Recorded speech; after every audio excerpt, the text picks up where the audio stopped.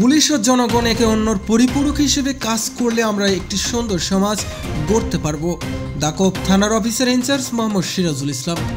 খুলনার দাকোপ থেকে স্বপন কুমার রায়ের তথ্যচিত্রে থাকছে বিস্তারিত।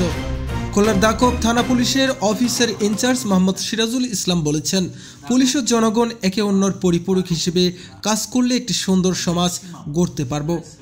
আমাদের খুলনা জেলা প্রতিনিধি স্বপন কুমার রায় জানান, দাকোপ থানা পুলিশের অফিসার ইনচার্জ মোহাম্মদ সিরাজুল ইসলাম বলেন, আমি আমার পেশাগত দায়িত্ব থেকে মানুষের সেবক হতে চাই। মানুষ বিভিন্ন সময় বিভিন্ন সমস্যায় পড়ে আইনি শৃঙ্খলা বাহিনীর বিশেষ করে পুলিশের কাছে ছুটে আসে। সেখানে একজন পুলিশ সদস্যর কাজ হলো ওই ব্যক্তিকে সঠিকভাবে সাহায্য করা। দাকোপ থানার সকল সাধারণ মানুষের সাথে নিয়ে একটি উন্নত আধুনিক মডেল থানা গড়বেন তিনি, যেখানে সাধারণ মানুষ এসে তাদের মনের কথা পুলিশকে বলতে পারবে। পুলিশ জনগণের বন্ধু, একথা আমরা কাজের মাধ্যমে প্রমাণ করতে চাই। উল্লেখ করে দাকোপ থানা পুলিশের অফিসার ইনচার্জ সিরাজুল ইসলাম তার বক্তব্যে বলেন, সিরাজুল ইসলাম, আমি আমার দাকোপ উপজেলাবাসীর পক্ষে একটাই বার্তা দিতে চাই।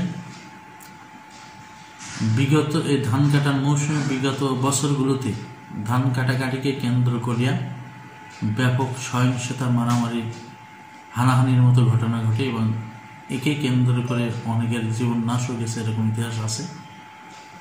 এবং একে কেন্দ্র করে একাধিক মামলাও বিদ্যমান আছে বিগত সালে।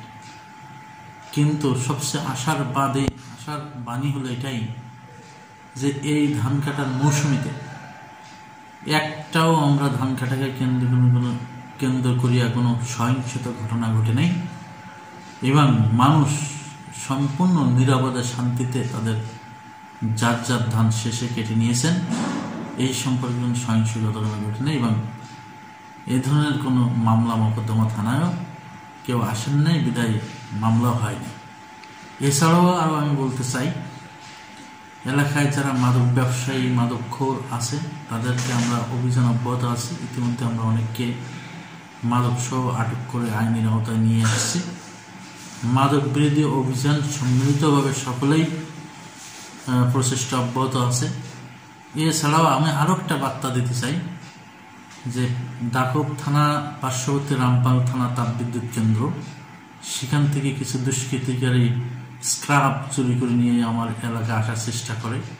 এই ধরনের দুষ্কৃতিকারীদের কঠোর হুঁশিয়ারি, একটি মালামাল নিয়ে যদি আমার এপারে আসে তাদের সম্পূর্ণ আইনগত ব্যবস্থা গ্রহণ করা হবে।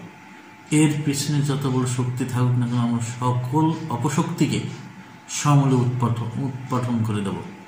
আমার একটাই আশা, এই দাকোপ উপজেলা সর্বসাধারণ মানুষেরকে নিয়ে দাকোপ উপজেলা আইন শৃঙ্খলার একটা রোল মডেল হিসাবে আমি গড়ে তুলতে চাই।